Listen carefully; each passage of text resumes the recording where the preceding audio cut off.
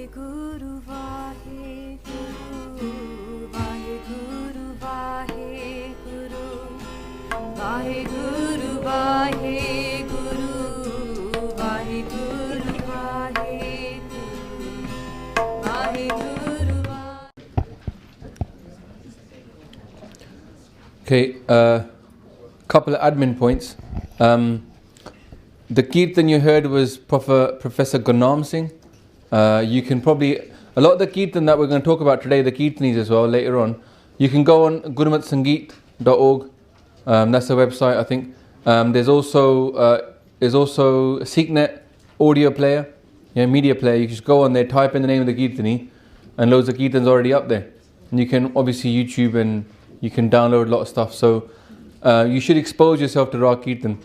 To give you an idea of what we just talked about with the rags, Kirat was telling me, Kirat is a guy who was talking in the video, Kirat spent a week with like a classical music teacher from India, and they studied just one rag for that week, 5 days, every day, morning till evening, just one rag. And he said they only just scratched the surface of that rag. And he went to India, he probably only studied like 2 rags or 3 rags. He was there for 6 months. So the rag is really, really deep. And why am I talking about that? Because sometimes people think, oh, Guru Sahib has written the rag, written the tal, and we're constricted. They feel like they're constricted. Because what do we understand by music? We understand tunes. For us, a music is a tune. So somebody says, oh, I'm an expert in this tune. That means give them a guitar and they can sing that song in that tune. Right? But rag is not a tune. Rag is a style of going up the scale and down the scale, with notes that are to avoid, notes that are to be emphasized.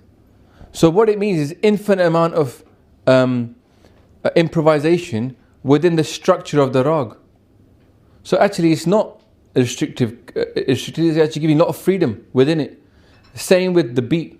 The beat has got infinite amount of improvisation as long as you stay within the structure of the amount of cycle. So what is called is like a cycle. Teen tal is a cycle, but there's so many different types of teen tal, and then within each teen tal is improvisation upon improvisation. Like even like the kerwa, people know like 20 different styles of kerwa, and within each one there's improvisation. So it's not restrictive. It's just a cycle of how the beat is gonna go. It's gonna go 1, 2, 3, 4, 1. But within that, there's so much improvisation. So it's actually very much trying to get you to express yourself. But within the confines of just staying in that rag to give the right emotion. It's not like Western music. Very different to Western music. It's not like you have these classical pianists, etc. What do they learn? They learn every beat. They learn every kind of key. And then they just perform what somebody else wrote. That would be like, for us, learning one shabad composed by someone in that rag. But you could become an expert in the rag and do the same shabad in a different style within the same rag. And it would sound different, totally different to somebody who was untrained. But somebody who was trained would say, yo, I know that rag. Same rag, different style. So there's a lot of variation compared to Western music. Okay, so what are these things? These are called styles of Rag Kirtan. So like I said to you already, within the same rag, you can do things in a different style. Drupad, Tumri, Khyal. Khyal, somebody said to me, did Guru Gobind Singh Ji write in rag? Guru Gobind Singh Ji wrote Shabad Zare Paas Shahi Dasvi in rag. Because some people, they read Dasambani and they say, oh, there's no rag in there. So Guruji's, just to show that they can do it, they wrote all these shabads. Because Guruji is antarjami, this knowledge is coming from Sachkhand. Guru Sahib, there's nothing Guru Sahib can't do. So they just wrote these shabads in rag. Right in the middle of Dasam Granth Sahib, you get Shabad Zare Paas Shahi Dasvi. Shabad you've already heard, Khyal Paas Shahi Dasvi. Mitra Pyari Nu Hal Murida Da Kehna. That's a khyal. That's a style of music. And that was a style that developed later on. It wasn't there at the beginning, it developed later on, and Guru Sahib was an expert in those styles as well. Just everything, Partal. Partal is a style that was very popular now in India, but it was invented by our Gurus. Wasn't there before. Guru Sahib invented this style of Kirtan. And what partal is, what's tal? The beat. Partal means changing the beat within the rag. Okay, so how it works is like this. You got shabads, okay, same rag, but now the beat changes. Yeah. Now imagine if something was like 1 2 3 4 1 2 3 4 1 2 3 4 1 2. The lines of each pankti, each pankti is of each antara is going to be about the same size, isn't it? Because the beat is the same. Yeah. Like you could, to this beat you could go Hamri karo haat de racha puran hoye chit ki ichha tab charan man rahe hamara apna jaan karo pat para. Because Chaupai Sahib is all about the same beat.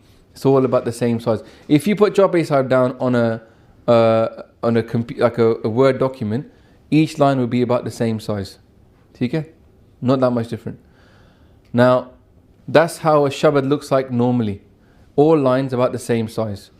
With partal, it's written into the shabad.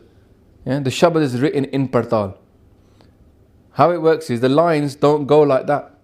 Partal shabad, if you put it all antras one by one, it would go like this.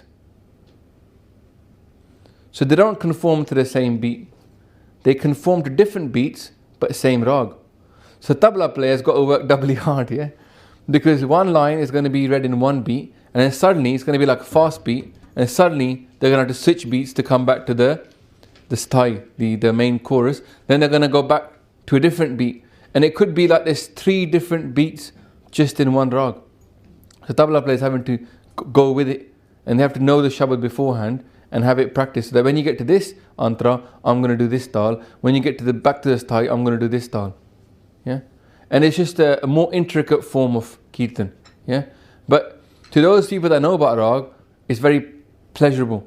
You know, it's like, yes, well, look at this. Oh, I like that. It's like another style, and that's why it's very popular now to kind of show your musical expertise.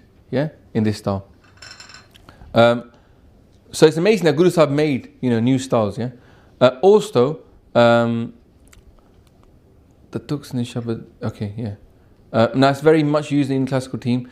You can also have now. Okay, so now you've got one rag and many beats, but you can also have 2 rags and many beats. Yeah. You can take it more complicated than just that. So we're like, well, I just know one rag. There's something called Guldasta, which is basically more than one rag in a shabad. Yeah, and that's in Gurmat Sangeet as well. So you can imagine how deep you can take this art. It's like, how deep does a rabbit hole go? Yeah, it goes on forever. There's not going to be a time where someone says, I know everything about Rag Sangeet, because they can still develop further as well. In fact, Bhai Sahib Balbir Singh, who's one of the most amazing kirtanis of our panth, yeah, he got given an award for having memorized so much Bani, so many different rags. But even, some people become experts in a few rags, and that's all they'll ever become an expert in. They'll know a few, okay, so they can keep on developing their whole life. Yeah, I'm going to talk about later on one of the famous kirtanis in our history. Does it work? Yeah, how does it work? I'm going to play a little bit of the video. They were the ones that it wasn't done before. Just you can't play one composition. It has to be in one tal. Traditionally, that was the view that you play one composition, then you might play another composition later, which would be in a different tal. But the gurus realised that, okay, maybe we can try different tals within one. So the whole composition will just be switching from one line to the other line in different tals, and it requires a lot of practice and coordination between the musicians and the kirtani. But it's something unique to the Sikh tradition, because the gurus actually created this concept of changing tals within one composition.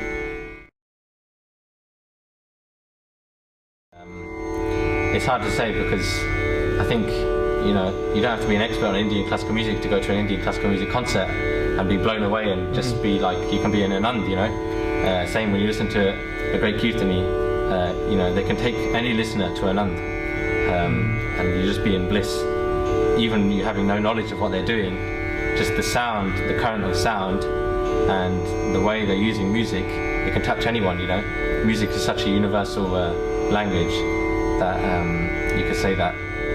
But at the same time, can I add a minute? Because I was reading, because I'm starting to look into Rag as well, just for my personal sort of practice and knowledge and stuff. And I was reading online that there was a few studies that they did with just ordinary people listening to Rag and writing down their experience.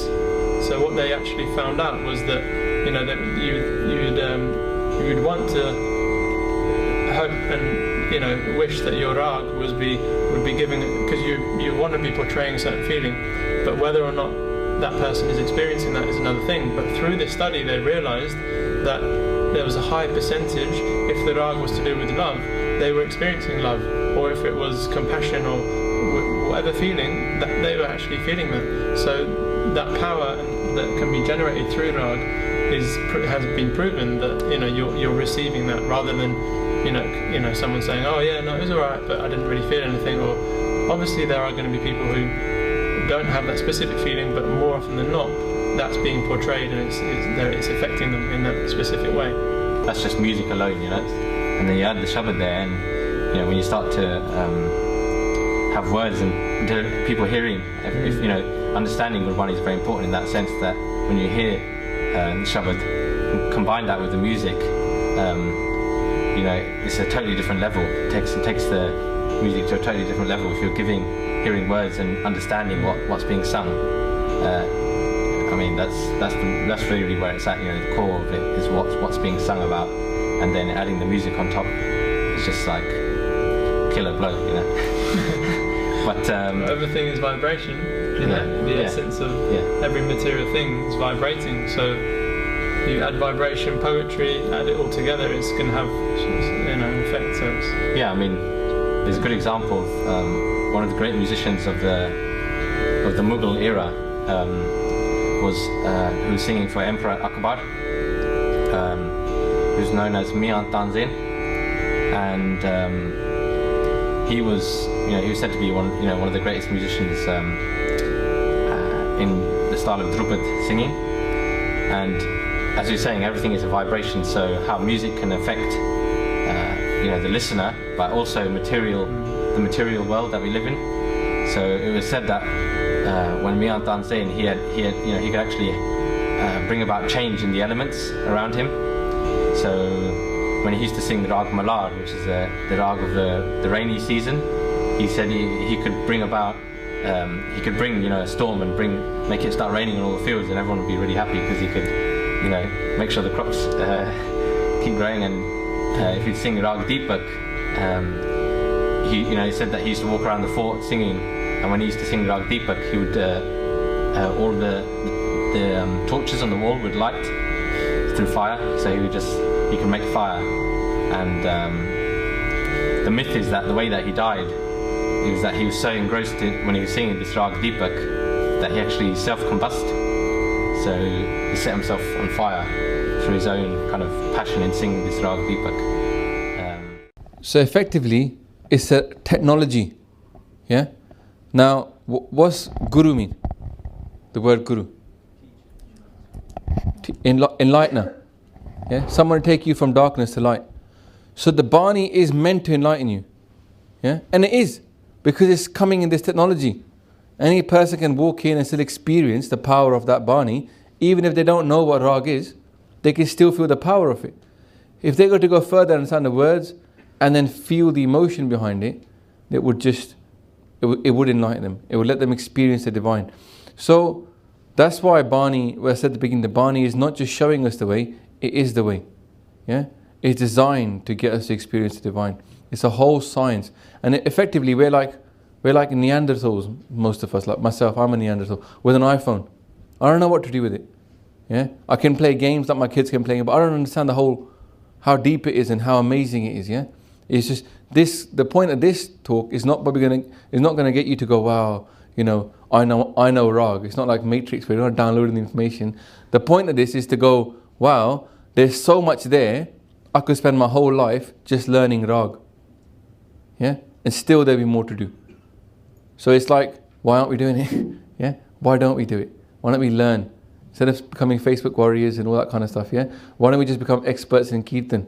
So we can walk into Gurdwara one day, open our voice like this guy can, and just blow people away. Yeah?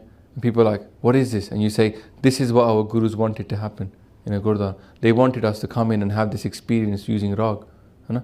आजकल नहीं हो रहा because we're not investing in those things. Yeah. So what's happening in modern non-rag style? Yeah. We've got Bollywood tunes. Yeah. Guarantee somebody somewhere sat in a gurdwara, listened to a shabad and thought, I know that tune. That's that song from that movie. What do people do? They rip off a song as from a tune. Oh, you know what? This tune, yeah, it really worked with that shabad. I'll give you the classical example, yeah. What's happening nowadays? Has anybody heard Lakh Khushiyan Pashahiyan? And like, where is that normally sung, that shabad? Birthdays. It's happiness, isn't it? Okay, now, I'm gonna, I don't want to embarrass myself by saying the duk wrong. Okay? But just to prove it to you, yeah, what they're doing to us. If you were to search for that shabad, right?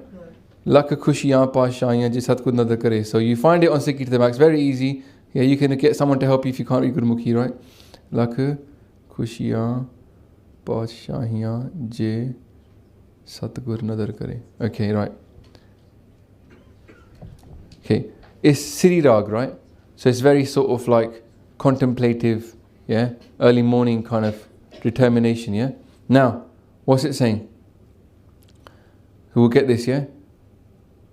Man re mere man ekasyo chitlai. This is the Rahadi Pantra, the Rahadi Tuk, yeah? My mind, focus your consciousness upon the one.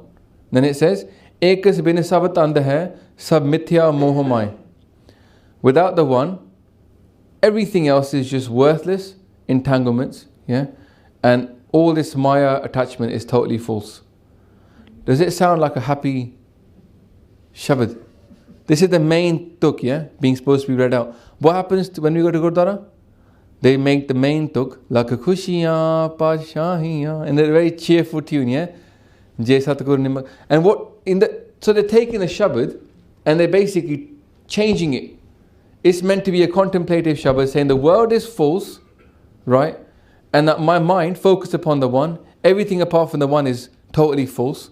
It's total moh. And then is what it's saying then, ki, that my whole focus of my life should be to focus upon the one. And then where's that tuk, the Lakh Khushiyan Pashahiyan, right? Let's find it. How does they right. Now what the point that what the tuk's supposed to mean is this, yeah? Because the next bit says, Nimak ek har naam de mera man tan seetal hoye. Saying, oh, how amazing would it be if I got blessed with Naam and my Guru did Kirpa upon me, gave me Naam, and my mind, which is totally lost, became calm. Now, take that to a birthday party for a kid and they're singing the Shabad Lakh Khushiyan Pashahiyan. What are they doing? They're abusing the Bani, aren't they? Yeah? That's like effectively that is, because what the Bani is saying is something else. The Bani is meant to be sung with the Rahadi Tuk. Yeah, it is Beadbi. You might say, oh, it's not Beadbi, so you're still sitting in a Gurdwara. But effectively what you're doing is you're taking Guru Sahib is giving you technology, telling you the Shabad is meant to be sung in this way. This is the meaning of the Shabad. It's meant to put you in a contemplative mood. And you're putting a happy tune on it, changing the main line, and changing the focus. Because why? Why are they doing this? Why? Because the family wants it. Because the family wants to give, the family was going to give more money to the Kirtani if they sing happy, cheerful tune, because it's a birthday. And they like the words. They all like to hear Lakh Khushiyan Pashahiyan. Yeah, we're going to get so much Khushiyan. Yeah? But that's not the meaning. So what we're doing is we're using Bani for what we want. Rather than being Guru in charge, we're telling the Guru, oh no, don't do it that way. Do it this way. Oh no, that's not right tune. Make it happy tune. Oh no, that's not the meaning I want to hear. I want to focus upon this line. Yeah? So now we know more than the Guru effectively. Yeah? And that's what's happening nowadays. The Sikh is telling the Guru what to do, and not the Sikh is listening to the Guru. It's the other way around. Yeah? So this is what I mean by people. And the other thing is Bollywood tunes. I mean, I'm not saying Bollywood tunes are bad necessarily, because a lot of old Bollywood tunes are in Rag. But the problem that happens is this, yeah? You're hearing a Shabad, and then you suddenly remember the tune, and you can't remember the Shabad, you're just thinking of the tune. Yeah? So it's a little bit dodgy. I wouldn't do it. Also, you've got stuff like folk tunes. Now, folk tunes are all right, because they're quite cheerful, like Tarne by the Sons, yeah. Some of these Tarne, they're very simple tunes, and they just keep, and you can sing a lot of different lines, right? Nothing wrong with that. Sant style, that's what I meant by that. So like a lot of the Sons will have the same tune, and they'll put any shabad to it. But the thing is, a lot of the Sons aren't really focused upon Rag Kirtan, and that's all right. They're just trying to get people inspired, yeah.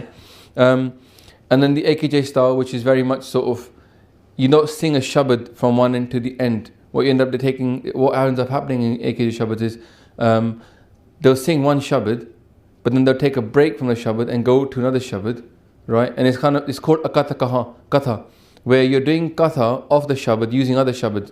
Like a katha vachik is going to take a shabad and then find a bit and then explain it using some other shabad and then some other shabad. But they're just not doing it in katha, they're doing it in kirtan. So they'll sing one shabad, then they'll go, look at this line, and they'll sing that shabad. Then they'll go, oh, now look at this, and they'll come back to that shabad.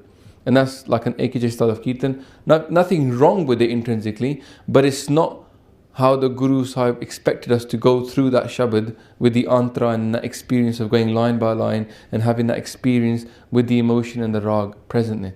Yeah? So it's all right, but it's not the ideal. The problem is a lot of people nowadays don't even know the ideal. You're not condemning anything. I'm just saying, at least have the focus that this is the ideal, and I'll be working towards that ideal, or I'll be actually don't even know the ideal exists, and then we accept this for what it is, that this is all there is. Yeah. What else is coming up? 3HO and New Age kind of kirtan. Yeah, that's there. Somebody asked a question just now. Is that all right? Again, people are coming into Sikhi from outside. They like guitar, maybe they like reggae, maybe they like something else, and then they think, oh, I'd like to do a bit of Sikhi in that. And it's not really, they're not really doing anything wrong. It's fine, it's another way to get people engaged and stuff, and it appeals to people. But it should be done whilst knowing that the ideal is Rag Kirtan. Yeah? And it's like, okay, look, this is the music that I like, and that's fine. But if we can try and get the emotion of the shabad, and then try and put music that is off that emotion, like, James Brown makes you happy, yeah? I feel good. Everybody's going to put straight away. You hear that song, you're going to start smiling, right? So then we should be trying to match a little bit what we can with the kind of emotion that the song was supposed to, that the shabad was supposed to come with. That's what I mean by taking Lakhushiyan Pasha. It's not meant to be a cheerful tune. It's quite a morose, contemplative tune. Putting a happy tune to it totally changes what Maharaj wanted us to experience with that shabad. Mere man ekasyo chitalai. Ekas bin sab tand hai, sab moh mithya mai. My mind focus upon the one. The main point was focus upon the one. Not, I've got somebody born into my family, let's have a celebration because they're born into my family. That wasn't the point of that shabad. There's other shabads they could have used, but they might not have the right words that people will find easy to understand in Punjabi. And so what are we? We're lazy. We're not learning Gurmukhi. We want something simple in Punjabi that we can understand. And so we're changing Bani effectively from what it was meant to be. Okay. Other things in Guru Granth Sahib Ji, which you might not be aware about, apart from Rag, there's also these things called tunis. A tuni is a beat. Yeah, it's like a folk tune. And one you already know, if you been to Gurdwara for quite a bit, is Asa Ki War, yeah? When it starts off, it goes Asa Mahla, and it says Tunde Asraji Ki Tuni. Var sloka na slok bhi mahle pehle ke likhe Tunde Asraji Ki Tuni. So that's a beat. And what Maharaj was doing is taking beats that were very common at that time and sing this in that tune. So it is a tune. It's less of a rag, it's more of a tune. And Guru Sahib has given this, there's 9 tunes in Guru Granth Sahib Ji for the rags.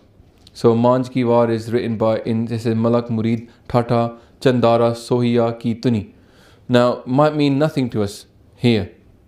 But in India, there's a story, there was a song, there was a tune that was related with this tune. And then Maharaj saying, use that beat and sing this var in that. Okay. What comes at the end of Guru Granth Sahib Ji is Rag Mala. Now, there is a little bit of a controversy, yeah? After Mundavni Mahela Panjwa Thal Vich Tere Vastu Pai, then you got Tera Kita Jato Nahi, and then you've got Rag Mala. Now, some people say, well, Rag Mala is not part of Guru Granth Sahib Ji. Yeah? It's not. Some people say it's not put in by the Gurus, it was put in afterwards. It's not Bani. We should stop at the slok. Other people say, no, it is Bani, Guru Sahib put it in, and it's meant to give us a teaching. It hasn't got a Mahla, Pehla, or Mahla Duja. That's why. The point of it is, what is it? It's explaining to us like what the rags are. The Pant, because there's quite a lot of people that believe both views quite stringently, what the Pant is, they decided to give a solution. The solution was this, yeah? If you do a Khand part or a Sahaj part, you can, depending on the Maryada of that place, not read it or read it. It's up to you, and you read it Khand part. However, you cannot print a Sarup of Guru Granth Sahib Ji or write one without having Rag Mala present. That was a compromise solution. Okay? Moving on from that, what is it about? What's Rag Mala about? What it says is the families of the rags. Ragatan Paravar Pariyam. That's not how it starts. It's just telling you this is how the families of the rags. And how it works is this. Each rag is male. There's some rags that are male, okay? Each of those male rags then has 5 wives, female raginis. So you've got rags and raginis. Yeah? Each one's got 5 that are related to that. And from those sort of 6 people, 6 rags, each one has got 8 sons, putter. Yeah? And those are the sons of those. So you've got, for example, in that Rag Mala, it will tell you that Rag Bhairo is the male, and these are the wives of Rag Bhairo: Bhairavi, Bilavali, Punyaki, Bengali, and Aslekhi. Those are the wives of Bhairo. And then the sons are there: Pancham, Harak, Disak, yeah, Bengalam. Now, these are the 8 sons. Now, you might say, oh, that's a bit strange, but that's how the rags work. And because we don't maybe know about rags, then we don't understand how they're related in families, yeah. But if we go into that thing, we'll understand. That's kind of like where they descend from, yeah. What's interesting is this. There's sort of like a hidden code in the Rag Mala. This is the way I was taught it. So I just thought I'd give you that because you're here for the rags, yeah. The last line then of Rag Mala, which is the line that the last pankti you must have heard in the Akhand part, is this: Khastarag ungaye sangragnitis sabe putra ragan ke 18 10 20. You heard that part? Yeah. What it means is this, yeah. Khastarag means 6 rags, 6 major rags. Sangragni 30. 6 rags, each with 5 wives. So 6 times 5, 30 wives, right? Sangrag sabe putra ragan ke, and they all got children. 18 10 20. Yeah, and that is actually 48. Because 18 plus 10 plus 20 is 48. And that's how much you would expect, because each one's got 8 sons. So 8 times 6 is 48. Okay. Now add them all together. How many we got in total? 84. Yeah. 84 lakh June. We come from 8.4 million lives. 84 lakh June. So Maharaj is saying, look, adds up to 84. From how I was taught it, is that basically Rag Kirtan is going to give you mukti. The major focus of Rag Kirtan is to give you mukti. That's why they add up to 84. Okay. Kaljug mein Kirtan Pradhana. So what we're looking for is liberation, and Rag is that method in Kaljug. So obviously there are some faiths that don't even like music, but we're not one of them, yeah? Music is our main thing. Instruments. There's a big glaring one that's not on there, yeah? One that we see all the time. We'll talk about that next. Okay, so let's go through them. This is a pointer on this as well. So, where's the rabab? Who can point out the rabab? Top right. Okay, good. It's like a big guitar. It's actually played like a guitar. It's not played with a bow. Okay, it's lied down on the side, and then it's played with a guitar. But it doesn't really have the kind of frets that you would expect. Yeah, you do move your fingers up and down it, okay, and you can kind of bend the things. So then the sarangi, top left. Yeah, so sarangi. That's what Kirat was playing earlier. Now today is the Tadi Jathas. They play the sarangi, quite a lot of them. Yeah, a smaller version than what Kirat had. Okay, saranda is an instrument that Guru Arjan Dev Ji invented themselves. Okay, that's the bottom left. That's a picture of Guru Arjan Dev Ji. Because remember, they were Guru when they were only about 16, yeah? And then they invented this instrument. Obviously, Guru Arjan Dev Ji would have been an expert in Rag, given that they constructed Ard Granth and they structured it in this way with all the different Rags and stuff, yeah? Taos, yeah, middle left. Taos is the middle right, sorry. Taos actually is a Persian word, it means peacock. Yeah, and look at it. It looks like a peacock, doesn't it? Yeah, it's got feet, it's got a head, and the back of it, you can see the whole body is long, but what they put underneath the peacock body is actually feathers, peacock feathers, and it sits on those 2 feet. The Taos is an amazing instrument, and it looks amazing as well. Bit of a shame we don't see it that much, isn't it? Yeah. Dilruba is basically a Taos, but a smaller version. Where is it?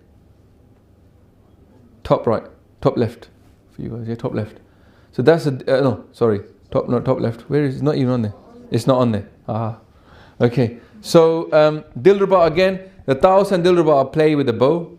Yeah, and the person sits and it goes along their arm like that, and then they play with the bow. And couple other ones. Tanpura. Tanpura is like it looks a bit like a sitar, but it's not played. It's just plucked again.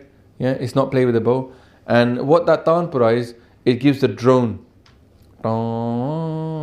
It's just got these 3. It just goes on. It gives you because the people who are singing, they need to have the sa to harmonize with. So it gives you just a drone in the background so they can harmonize to the beat. Okay.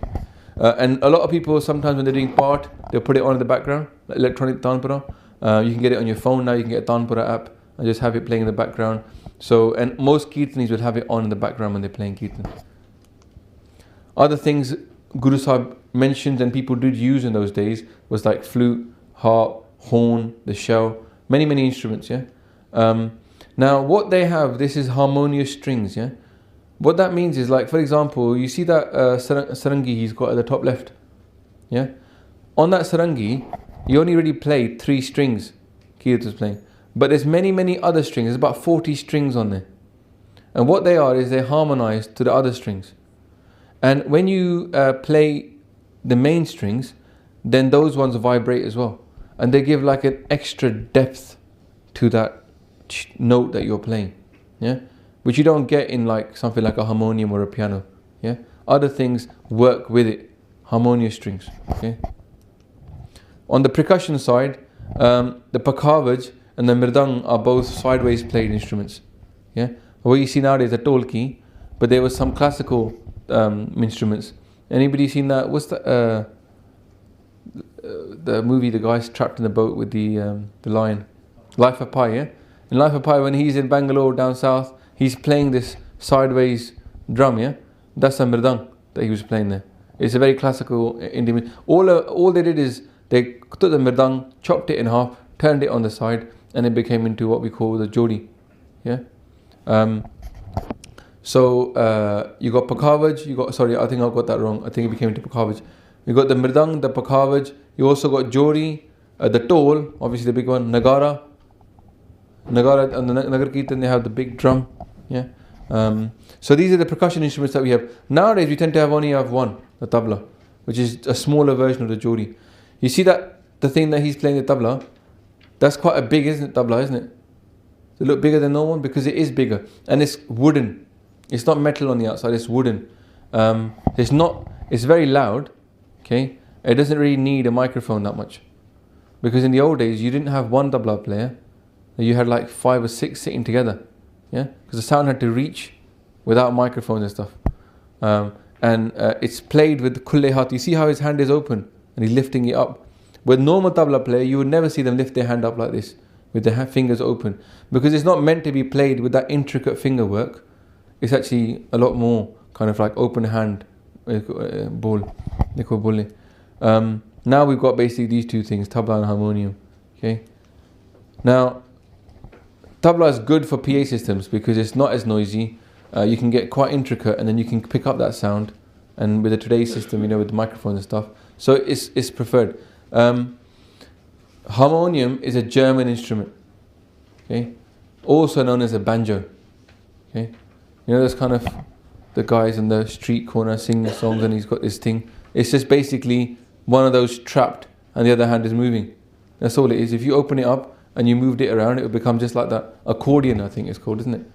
Yeah, in India we used to call it the banjo. Now it used to be banned in Harmandir Sahib. It was seen as a very low quality instrument, not worthy of being sung in the Guru's Darbar. Yeah, Sikhs were like kind of experts in music. They were quite snobbish about their music. Yeah, and they were like, "This is no good. It's not coming inside our Darbar." Yeah, and where was it used? In the harems and the whorehouses and stuff. It was seen as a very low quality instrument.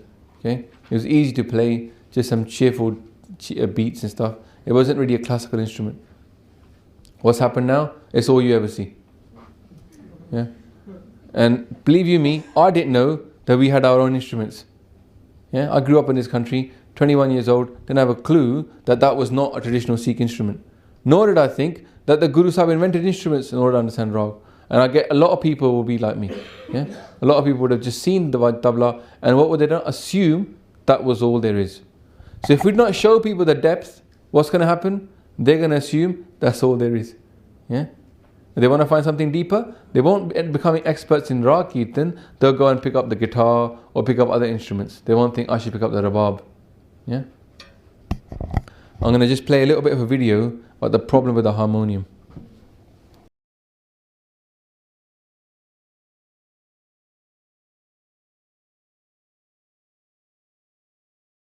Yeah, rags aren't lost, just so you know.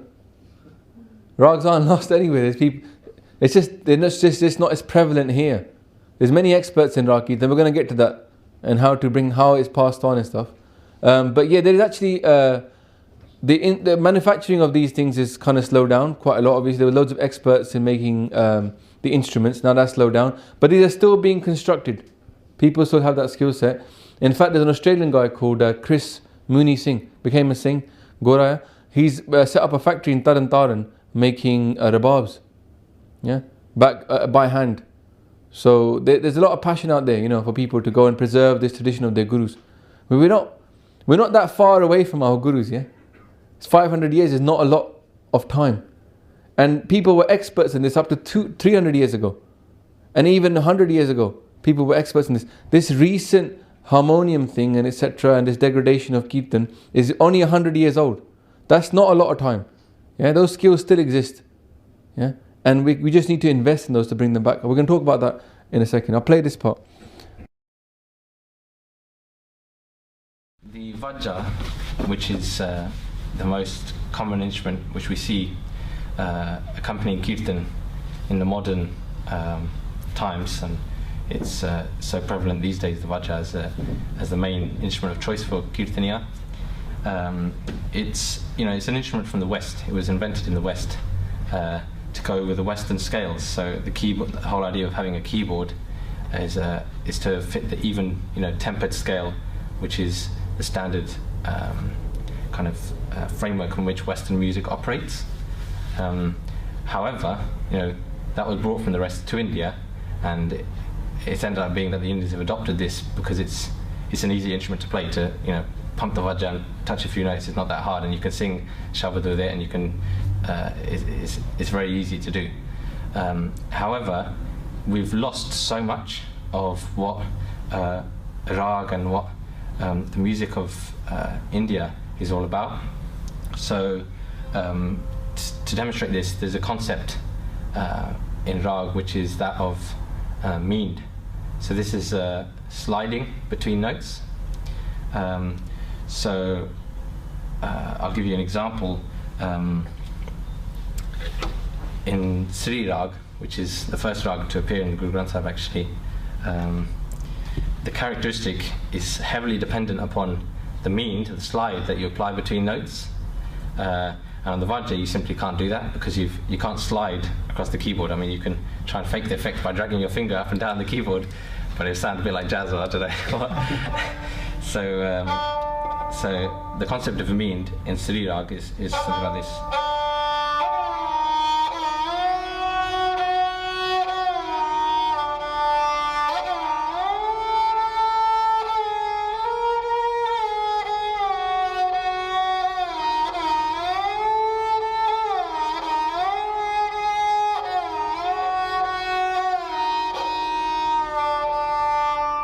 you can see it very heavily relies on me being able to slide my finger up and down the fingerboard, and with all the stringed instruments that we have in this tradition, that's possible because I can put my finger at any point on the fingerboard, and I can produce kind of almost an infinite array of notes.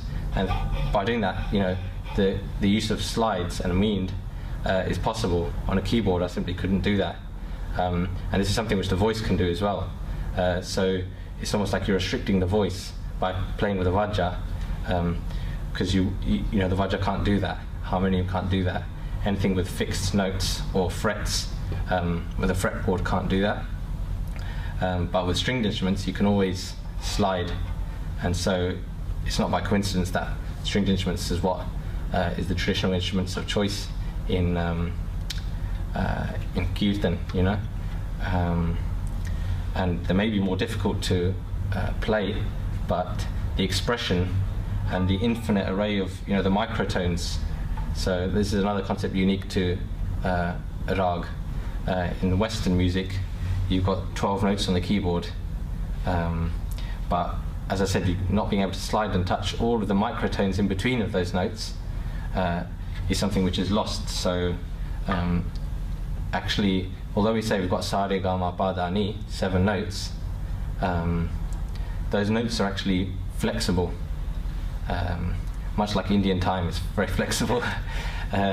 So you can really, you know, in some rags, the note will be actually not the same. You can have the same note, ga, in one rag, and the same note in another rag, but it's actually a different frequency. So in Sri rag, which I was just playing, the re is actually not. You can't even touch that note on the vajra. That's how bad the vajra is for playing some of this music. So so if you've got sa on the keyboard, you can do sa re, no problem. But the re, sa re in Sri rag is actually lower than the normal re. So on the keyboard, I can't actually access the re which I need. So my voice is going to have to try and sing ever so slightly lower than the vajra. But in reality, it's so difficult, and it can't really be done because your voice naturally hears a sound and it adjusts. That's why we have the tampura, so that our voice adjusts and stays in tune. But with the keyboard, we restrict it, and we're sending our voice to the wrong re in practice. So in Sri rag, the re is, as I said, is much more. It's actually lower than the normal re that we have. So sa re, sa re. It's ever so slightly lower, and because we have the concept of the shruti, the microtones in Indian music, we have access to that, and I can reproduce that on the sarangi or on the dilruba or on any of the stringed instruments that we have. But on the vajra, I simply wouldn't be able to do that, and so I've lost the characteristic of that slightly flat re which it has. It's a very distinctive sound, and we have it in other rags as well. The rag Dodi, the ga is ever so slightly flat. So sa re ga re sa, and on the keyboard you can't quite access that. And even, I mean, I'm just picking 2 examples, but really every rag, you could think that every rag, each note in that rag is unique to that rag. So the feeling, I could play the same notes in another rag, but it would be slightly different characteristic to the note. A slightly different frequency that the note will vibrate at, and each rag has its very own peculiar sets, and this kind of knowledge of this and usage of this has really been lost. But you know, the scale and the length of the string, you know, even in maths they say the length of the string is infinite, you know, so the amount of notes and frequencies which we can touch is really infinite, and rag preserves that infinite scale of sound and nad. And with Western instruments, on a violin you could do that. But again, violin is a tanti saj really. So although it's a Western instrument, we can reproduce techniques that are used in rag.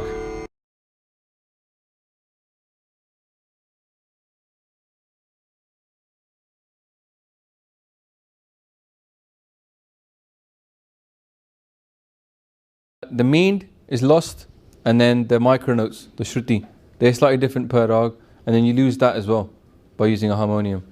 So it's kind of, it's like that's what I said, it's seen as a very primitive and not so sophisticated an instrument, because it's really not as good as the ones we already had. Now we've kind of taken something good that was an expert instrument, and then we've traded down. Why do we trade down? If we have something good, why don't we keep what we have and then tell the West, look what we have?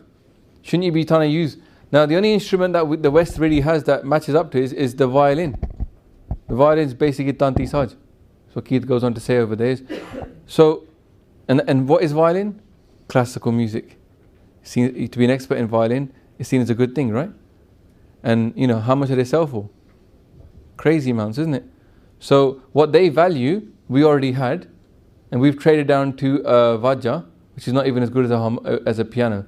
Yeah? And why? For what reason?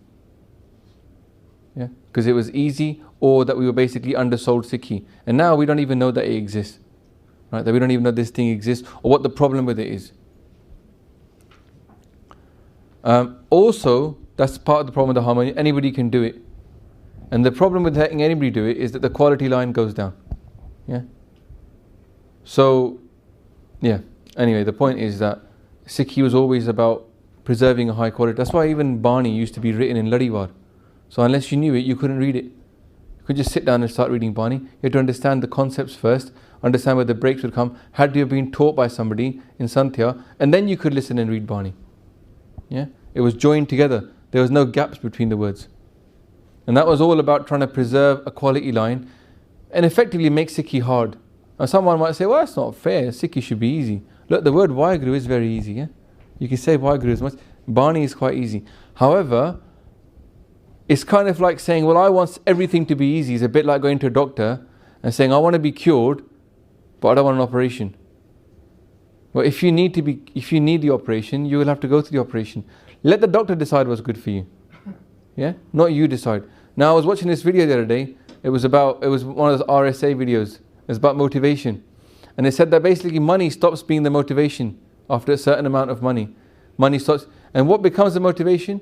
Regardless of where you are in the world, whether you got greedy people or rich people, after a certain amount of money no longer motivates someone. What motivates someone is stuff like mastery of a skill, autonomy, yeah, to be able to make their own decisions.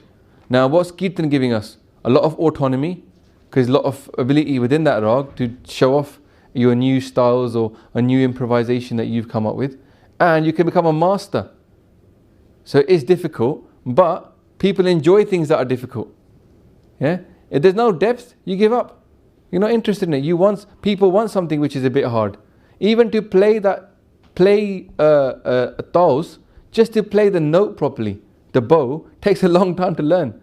The bow itself is hard. You can't even produce a sa. First time you sound like a cat's being strangled, you know. You're like, what's going on? Because you can't actually make that note come up. And actually, it's a pleasure to spend time becoming good at something. The human beings like that. Maharaj has given us something which is actually difficult, but is infinitely deep as well. Yeah? And we've traded down something which is boring, yeah, and quick to master. No good. And problem is, we think it is the normal instrument. This is the real problem. If every time we look at it and we think, you're not what my Guru wanted, yeah, then we would encourage better things. And now in Harmandir Sahib, after a long time, they started to always have somebody sitting next to the Kirtani playing some Tanti Saj. That wasn't there for a long time, and then people kept insisting. Professor Kartar Singh, we're going to talk about later on, he was instrumental in getting those Puratan Tanti Saj back into Harmandir Sahib. Before, there was the only thing there was, and Tabla was banned, the Vajja was banned, and now we've got, they come having to be, brought back in. Okay, so great Kirtanis. Bhai Mardana, let's start from the beginning. Yeah? Bhai Mardana ji, great Kirtani, he was a Rababi, and that Rababi became the Mirasi tradition, and there was always a line of Muslims that were playing Kirtan. So Bhai Mardana ji's son was Shahjada. He used to play Kirtan for Guru Angad Dev ji. Then his sons, Bano and Salo, they were playing Kirtan for Guru Amar Das Ji, Guru Ram Das Ji, and then their great grandson and his son Satya Balwant, they were playing Kirtan for Guru Arjan Dev Ji. So this family line continued. Yeah, so there's always Kirtanis that were famous from the Islamic side. Okay, now Satya Balwant, there's a Shabad, there's a var by them. Ramkali ki var is written by Satya Balwant. You've heard Ramkali ki var because you've heard stuff like Tan Tan Ram Das Gur Jin Siriya Tine Savariya. That's by them. Yeah.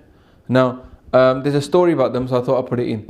What happened is they were great Kirtanis, obviously. Yeah, they used to play Kirtan in the Guru's court, and they had somebody in their family getting married, and they needed money, just like nowadays. Marriages, you need a bit of cash. And they came to Maharaj. They said, Maharaj, can you give us some extra money? Maharaj said, look, what the Sangat gives you should be enough. You should be happy what the Sangat gives you. And they said, no, Maharaj, we need more. Give us like extra. Take out your storage and stuff. Guru Sahib said, no, that's not our way. So they said, oh, we'll stop doing Kirtan.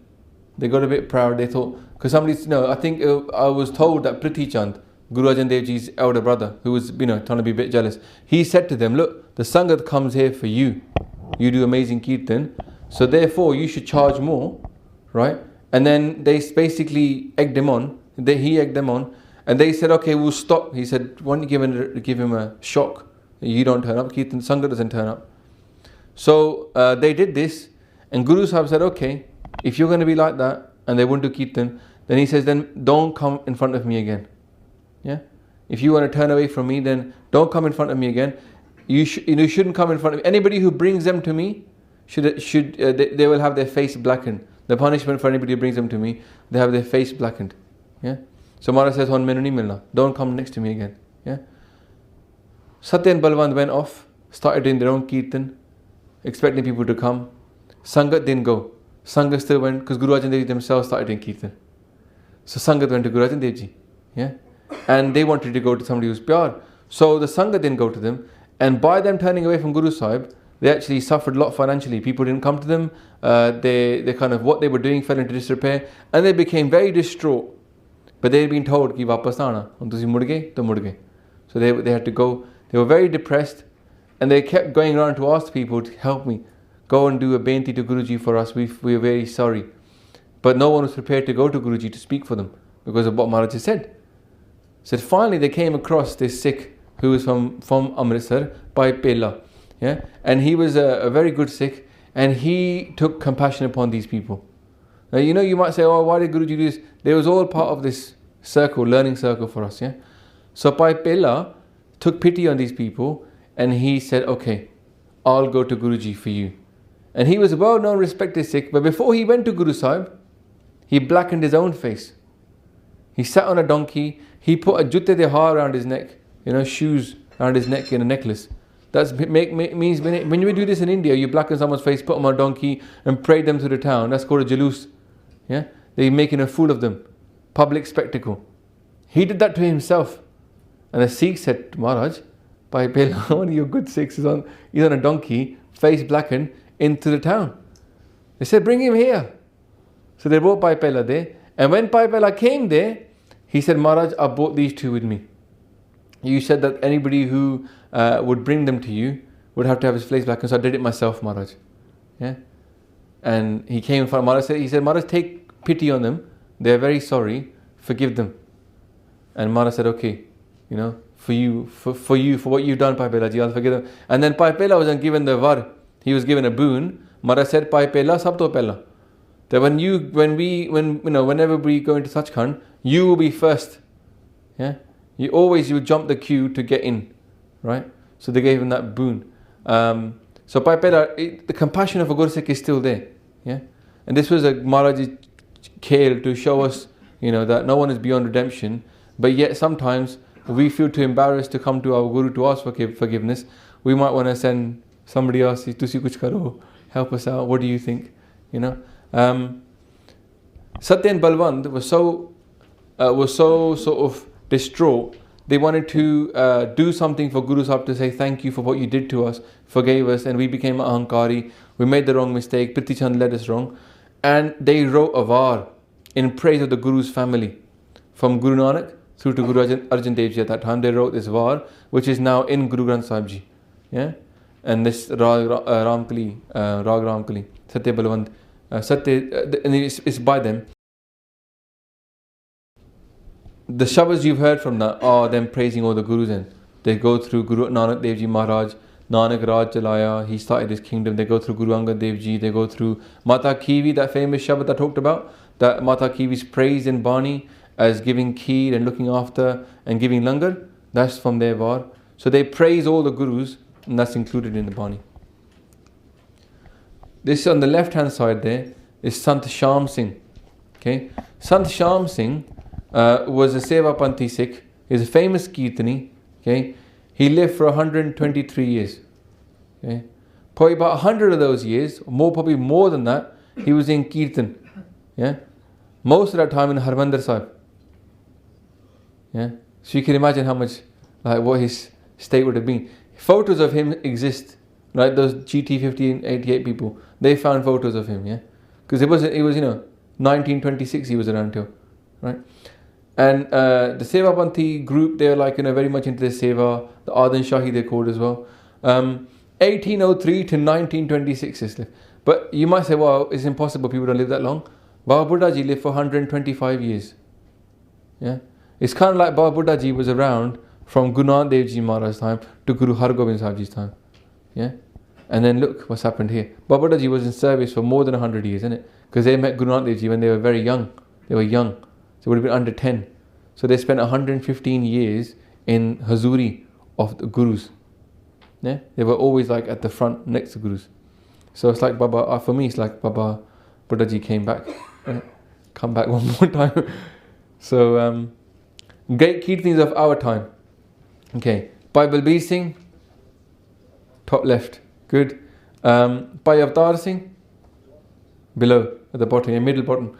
Bhai Avtar Singh's, Bhai Balbir Singh he was Nihang Singh actually, yeah, that's his background, and he was just known for doing good Kirtan, and the head of the Dal said to him, look, you should not restrict yourself to being you should become a great Kirtani, and he went out, and he's like one of the most famous Kirtanis in our Panth. He's still alive right now. You can get his Kirtan online, beautiful Kirtan, yeah, and obviously coming from that background, he's very much in favour of Dasam Granth Sahib. There's a lot of Kirtan, so he's done Shabad Azare, Pashahi Dasveen Kirtan as well, yeah. Bhai Avtar Singh, interesting thing. Bhai Avtar Singh's family, he's passed away now, his son is the next Kirtani. But Bhai Avtar Singh, he can trace his lineage up to Guru Har Gobind Sahib Ji. Yeah? His family has been doing Kirtan since Guru Har Gobind Sahib Ji's time. Father to son, to father to son, father to son. They can trace it all the way back. Yeah? And now his son as well. Right? His brother's Kirtan. Half of that Jatha is basically his family. Most of that Jatha is his family. Yeah? And they go back that far. Now, why is that important? Because that's how the tradition passes on. How do we know what it sounded like in the court of our Gurus? Because we got people who used to do it that way. Yeah, people would have learned of Sant Sham Singh, and they would have then passed it on to their kids. And also the annotations, I'm going to get to later on, annotations noted down. The Naam Taris, they're some of the best Kirtanis in our Panth right now. Yeah, that's them on the top right. Unfortunately, they've got a Satguru, yeah, who they worship. Interesting story about the Naam Taris, which will answer your question talking about earlier, where's it gone? The Naam Taris were not known for Rag Kirtan 100 years ago. Their leader decided, right, they used to be a bit more like Kuke style, AKJ style Kirtan. They decided to become experts in Rag Kirtan. They sent their best people off to learn from the Hindus, the Pandits, from anybody who knew it, to learn that skill set and then preserve it, and now they are one of the best Kirtanis in our Panth. So this skill set of Rag Kirtan, we may not see it here, but in India it's still very prevalent. People know what Rag Ramkali sounds like. Even Sikhs, non-Sikhs know what it sounds like. Yeah, the skill is still there. We can learn it and bring it onto the Kirtan. Right? Bhai Nirmal Singh, he does it with Vajja and also Tanti Saj as well. He's still around. Beautiful Kirtan, you can Google him. Professor Kartar Singh, he's the head of the Gurmat Sangeet Academy, I think, or school in Amritsar, Anandpur Sahib. He runs a school on Gurmat Sangeet, yeah. And he teaches also another school in India, in Punjab, in Ludhiana. It's called the Jawadi Taksal. That's one of the main places of Rag Kirtan as well. He helped to set that up. Okay. Professor Gurnam Singh, the Kirtan you heard at the beginning, he's done a Shabad in every Rag in Guru Granth Sahib Ji and Mishrat Rag as well. And then sort of on the bottom left you see there, Chardi Kala Jatha. Yeah. They're like, you know, like Kirat is one person who, you know, again, sort of like the new generation. They're white guys, they lived in Amritsar for many, many years. You know, Sikhs their whole life from birth. Their parents are Sikh. And they become experts in Kirtan as well. And they do Rag Kirtan. They don't really use Tanti Saj, it's more Vajja, but they do really good Kirtan, yeah? So you can hear this Kirtan as well. This is how is the knowledge passed on? So now firstly, in India, it was always Sina Basina. Do you know what your Sina is? It's your Chatti. Yeah? So it was like chest to chest. It was like passed on face to face basically. The one person taught it to the next person, and it was a Gurudev method. You learned from your teacher, and you kept on learning from your teacher until you became like his number two. Right? And he would take you everywhere, and then basically you had to earn your teacher's pleasure that he would keep on teaching you more. If you weren't good enough, he would just get rid of you. Yeah. So not if you weren't dedicated enough, yeah, or obedient enough to learn exactly how he taught you. So it was quite painstaking, hard work, right? It's a bit like this, you know, you hear like the stories. Only thing I could think about from me growing up is watching those kung fu movies, yeah, and how they had to go to some mountain and learn from the old guy and carry the water up and down there. And what was that about? Obedience, about accepting that you don't know something. Learn from the teacher. Yeah. Nowadays, a lot of the Sikhs, like I said, are trying to teach the teacher. Right? That's not the way it's meant to be. We're meant to learn from the Guru, not the other way around. Our aim as a Sikh, for me, is to see what Guru Sahib said and then try to understand why. Not question it, try to understand why they might have said that. If we have a question, it shouldn't be they shouldn't have said it. It should be why were they trying to teach us that? Yeah. So you had schools of Kirtan, different schools of Kirtan, and you had different Kirtanis who were teaching their lineage. Yeah. Constant mentoring and progress check. That's what used to happen. Yeah. Always being mentored. I remember my tabla teachers, when I was learning tabla, said to me that when he was first given, he was just given one tal to learn. It was like months and months of just learning the same tal again until it was perfected.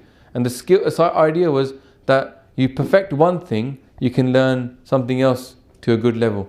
To become a master of one thing, you then understand the need, the skills needed to become a master in two things. But if you're a master of nothing, yeah, you never appreciate how much hard work pays off.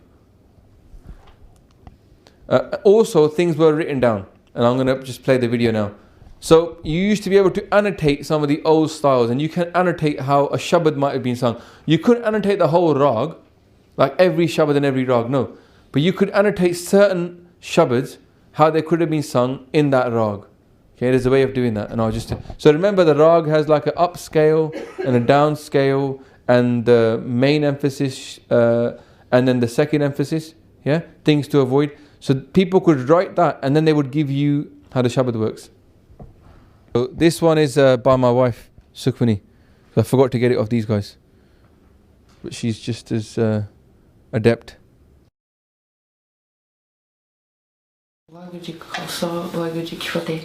So this is a Shabad in Rag Kalyan, and this notation is also in Rag Kalyan, because sometimes people take Shabads but they don't sing it in the right Rag. So this Shabad is actually, a notation is in the same Rag. This is 16 beats, so you can see 4 sections of 4 beats each. And the Shabad goes, there's 2 parts, which is one is chorus, Asthai, and one is verse, Antra.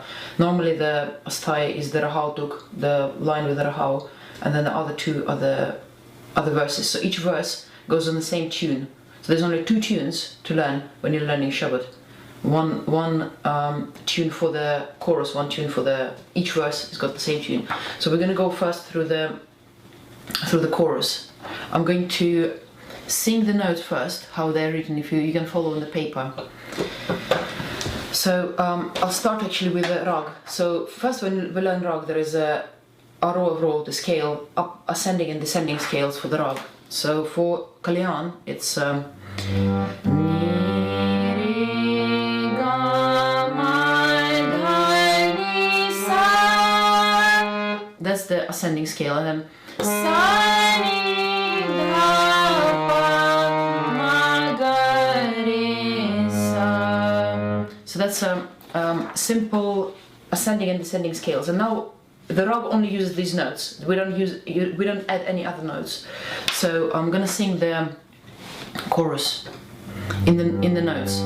Ni, ni, re, re, ma, ga, ma, da, pa, ma, ga, ma, re, ga. So I just sang the first line of the chorus. Now I'm gonna put the words on the same tune. The words are Man Tan Japiye Bhagwan. Mane Tane Japiye Bhagwan.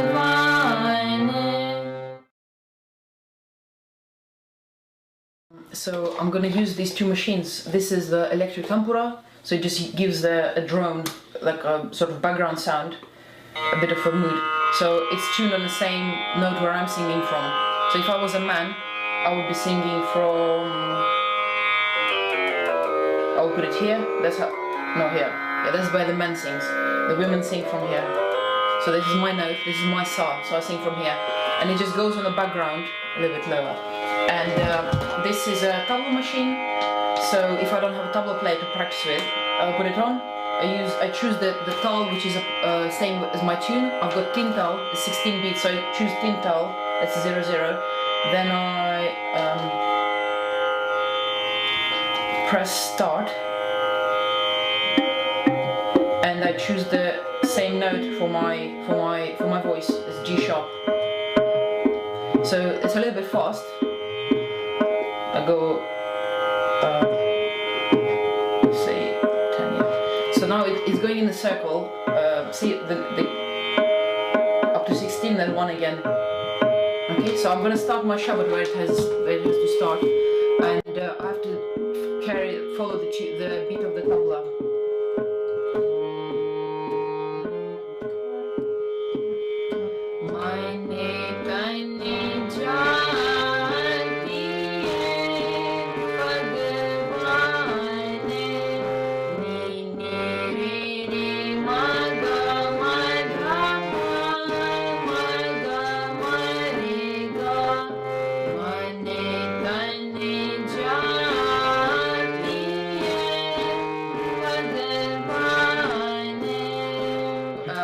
It's not actually very hard to learn because all the notes are written. You can add more things, like there will be alabs, like improvisations, but that's like next steps. So first steps would be just simple, just follow the notation, figure out where the keys are, and then just put the words onto the tune. It's a little bit hard, but it's manageable. So if you want to learn, it's possible. It's not very hard. Yeah. So good luck to you if you want to start learning. Okay, so when I say that it's possible to do this, a lot of old Kirtanis like Bhai Avtar Singh, etc., who've been learning from their father and their father and father, they've written down shabads that they heard, that their grandfather had taught, their grandfather learned from their other grandfather before them. And it's a shabad in the family. They say, when we sang this shabad, we sang it in this note, in this beat, in this style. Yeah? So then when you know the rag, and then you learn one shabad with that rag, that gives you a flavour for that rag more. And you can improvise more and more, yeah? So it's not lost, is what I'm trying to say, yeah? It's just that the skills need to be brought back to life. Some people would learn from different teachers as well. So if you became good enough to the point where your teacher here, then you will start off at a lower level, local pin from your teacher, then you get better and better. Then they will send people away for like what we might call a scholarship, innit? Go and learn from these people who are really good. Or like I've got a friend, you might have heard of Tony Amritpal Singh, who does the KDP. Yeah, it's a week, every 2 months, Kirtan Development Project. And what he does is, he has a teacher from Bombay, and he goes there and does a little special camp with them and develops himself further. But while he's here, he's then teaching people as well. So he's teaching, yet he's learning as well. Yeah, so it's kind of like you're constantly teaching and constantly learning, because you learn something more when you teach it as well. and the basics are never like important enough to skip over. Yeah. The key thing is that skills require time and they require practice. That's what I mean about mastery. Sikhi had a lot of skills that had to be mastered. Okay. So in Kirtan there's tabla, separate whole deep skill in itself. Yeah, we talked about how beat the tal is and everything else. Yeah, and then changing tals, getting used to partal. So nowadays, when you go to a gurdwara, what they say is, "Oh, we want a Kirtan and tabla teacher." And you come along to say, "Yo, I'm a Kirtan teacher." They go, "Can you play tabla as well? You might have to teach tabla as well." Like, that's a totally different skill set. Do you really want a Kirtan teacher? You want a tabla teacher? And this is the problem that we're facing now. Is our gurdwara, they don't value this. So they just want someone to come along, teach a bit of Teenta, a bit of Kerwa, teach a simple couple of tunes they ripped off of Bollywood things, and that's it. Kirtan school ho gaya. Yeah? And what happens? The kids get bored because there's no depth in it. They get bored, they go, forget it, I learned everything, this guy's got to teach me. That's it. You haven't got development. Right? So, so there's vocal practice, Saj means the instrument, yeah? And then there's also tabla. These three things are very key, yeah? Percussion. Then in Sikhi, also skills like Gurbani, yeah? So basically Sikhi skills, all Sikhi skills require time and practice. They don't come like that. Gurbani is a hard skill to learn. We might say, okay, initially I can read my part. Part is not that hard to learn. On our YouTube channel, I said there's a learning Gurmukhi playlist, yeah? But then calligraphy, and then taking it further, joining up, because how to pronounce it properly, what happens if a certain word's in this way, how to translate it, understand it, why is that word here? Everything goes deeper and deeper and deeper. Like I did Katha of Japji Sahib last year, and I'd been doing it for 12 years, and I learned so much doing the Katha of it. Now I look back and I think I could have added this, I could have added that. You're always learning more. Bani's Bayant. Yeah. Then history. Yeah. Our history is Bayant as well. The depth of we've covered in this course the basics of history. Some of you are thinking, oh man, it was so deep. It wasn't. Because you meet people who are like, oh, they know like the name of the person that did this, who he was, how he was later. They tell you so much background to it, you think, I don't know nothing. And they're saying, I've got this teacher who I learned from and he knows so much more than me. Yeah. So again, itihas, katha, all these things, they are Bayant as well. Yeah. And a lot of our history, by the way, is written in poetry. Now you think, okay, it's hard enough to write history, like I've done this course now. Imagine if this whole course was in poetry. You're like, but people have done that, innit? Yeah? Our historians have written the whole history of Sikhi in poetry. Mahakavi Santokh Singh, yeah, who's written Guru Nanak Prakash, yeah, he's written Guru Nanak Dev Ji's history in poetry. So it wasn't, why is he written poetry? Because history was never meant to be a dry topic for us. History is meant to be sung, it's meant to be experienced, it's meant to be again a joy of putting yourself in that situation. When Guru Gobind Singh is writing about their own history, when they're writing the history of the battles, they're writing in poetry as well. Because you can put yourself in that place. You know the Shabad Jabe Ban Lagyo Tabe Ros Chagyo. Yeah? Imagine if it was just like, oh, when I got hit by the bow, then it hurt. Then I got. Where's the flavour in that? Yeah? The fact that it's in poetry, the fact that you can sing it, it gets ingrained in your head, and it stays there. Yeah? And then Maharaj is telling that is actually a historical Shabad. They're talking about a battle that they fought, the Battle of Bangani, and where I've forgotten his name right now for something Chand. He shot them with an arrow, and then Maharaj then kills him. And then the Singhs go back and they celebrate the fact that they won the battle. But it's all in verse, it's all in poetry. Yeah. So being a poet is kind of like second nature to a Sikh, because they read poetry all day long. Yeah. That's why I had to write that poetry for Imran, isn't it? Cast it Eminem style. Shastra Vidya, another thing. Yeah. Shastra Vidya also needs to be done. It's not a simple thing to learn how to fight. If you look at a martial artist, they spend years perfecting their art. Yeah. Nowadays, things are walking around with a kirpan and a baseball bat and they're thinking, right, I'm a warrior. You know, martial arts, when they teach you martial arts, you end up becoming less violent. Because you learn the power you've got in your hands. With power comes responsibility. Martial artists are quite calm people. Yeah? It's the newly born students that just pop in the first thing and they all get all excited, they learn a couple of kicks and they want to go try out on somebody. Yeah?